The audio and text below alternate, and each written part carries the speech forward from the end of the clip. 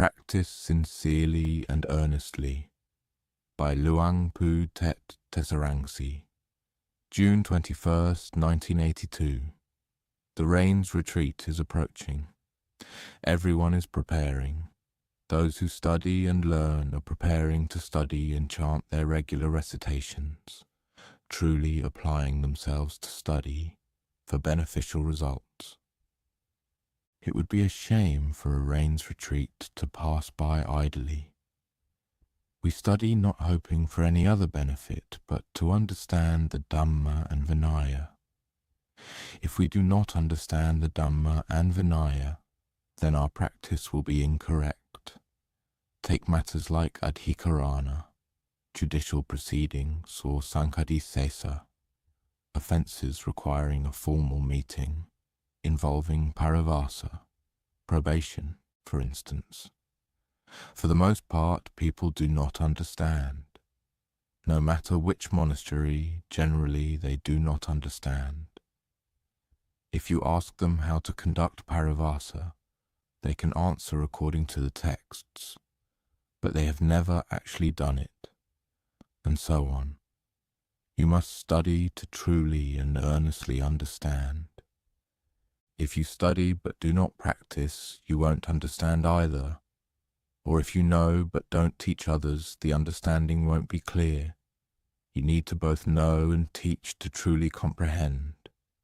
When a rains retreat passes by without gaining anything, at the very least, it would be good to study the Dhamma, to understand it.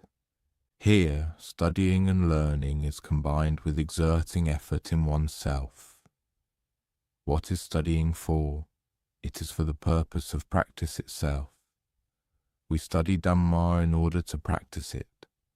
No matter how much we study, we practice this. We study and practice simultaneously. This is how success is achieved. It is not the case that we study first and then, much later, come to practice. That is not the way. Think about it. In our practice right now, regarding what we are learning, are we practicing accordingly? Observe yourself.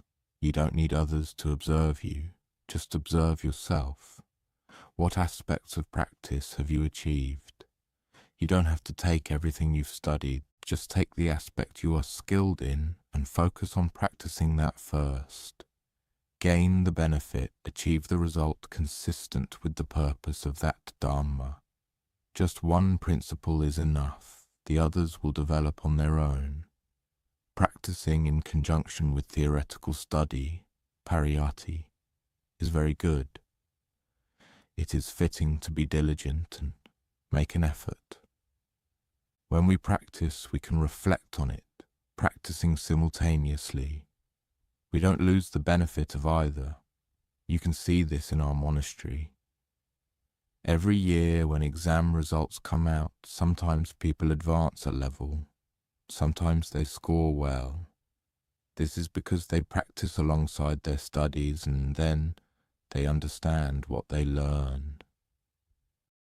Now for those who practice after studying, focus on practicing.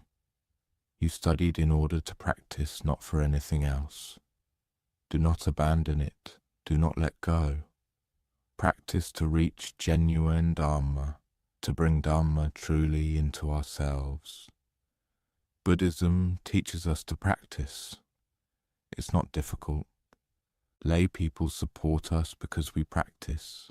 They go to the trouble of providing us with places to live, food to eat, sustenance for mouth and stomach, everything including the 4 necessities.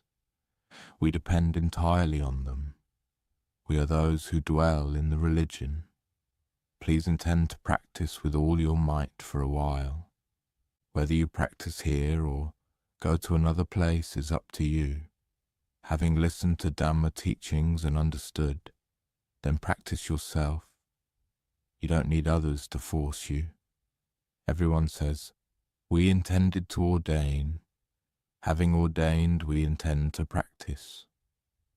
If others force you, it won't work. The practice won't happen. It's like being an employee. You only do it when someone forces you. If you don't practice yourself, then that's it. Even if you practice, it's done reluctantly. But if you practice with your own genuine faith and confidence, hoping for benefit, for happiness in practice, then it will lead to that peace and development. You don't even need to aim for path, fruition, or nibbana. Just focus on this initial practice. Whatever you gain, take that. But please be sincere and earnest. You don't need to worry about path, fruition, or nibbana. They will develop on their own. Practice is not easy. The teachers and masters practiced for 30 years, 40 to 50 years.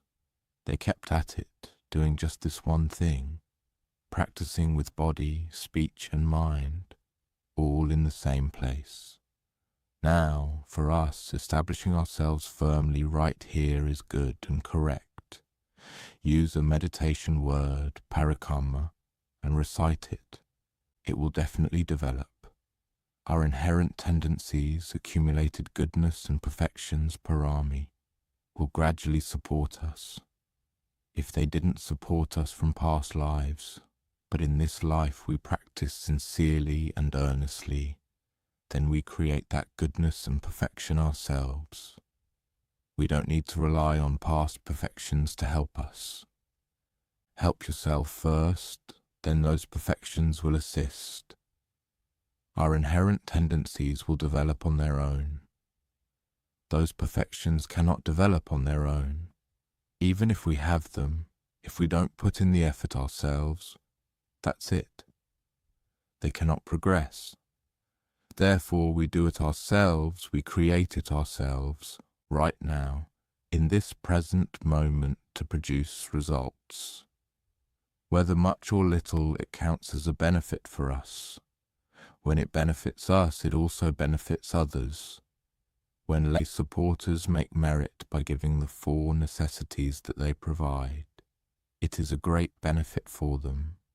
But if we don't intend to practice, eating and then sleeping, being carefree and negligent, accepting their offerings of the 4 necessities, it is said that we become indebted to them. They may not come to collect the debt, but that thing is profound.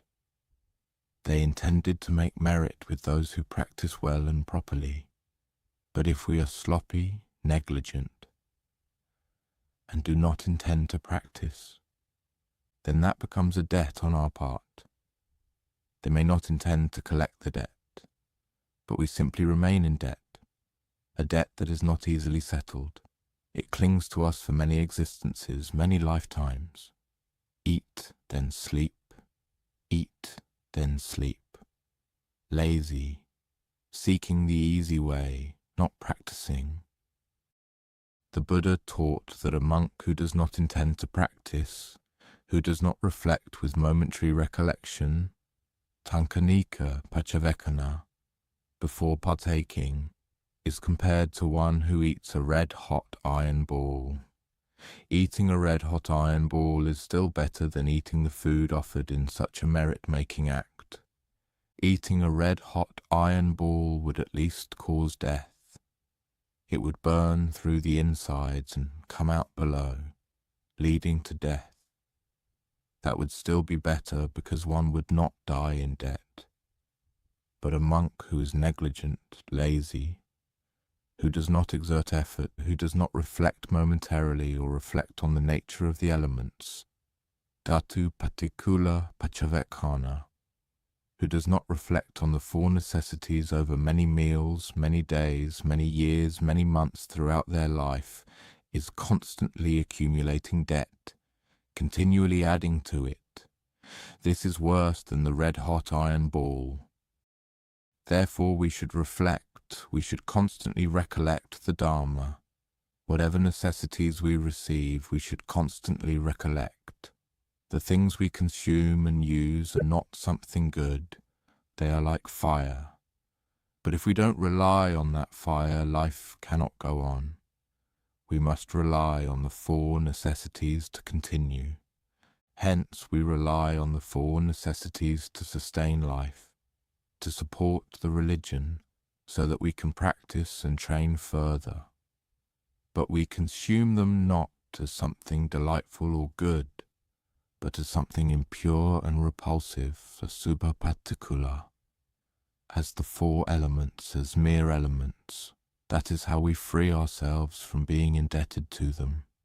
A practitioner should not be negligent. They should constantly recollect this. Being non-negligent, recollecting in this way while standing, walking, sitting, lying down, thinking in this way. That practice is called training in meditation, kammatthana, within oneself. That is what brings benefit to oneself and benefit to others. Now, regarding new monks who come from other monasteries, who have never stayed here, if they wish to come and stay for study and practice, if they do not have a teacher or preceptor bringing them, they should have a letter of introduction from a teacher or from their original monastery, entrusting them here as a formal matter. Only then would it be appropriate to accept them for residence. They should not come to stay aimlessly. If something happens later, they become lazy, weary, and cause trouble for the group. Without anyone vouching for them, it would be difficult then. Therefore, if anyone wishes to stay on, it is truly appropriate for their preceptor or teacher to send a letter, or for their original monastery to send a letter entrusting them. End of Dhamma talk.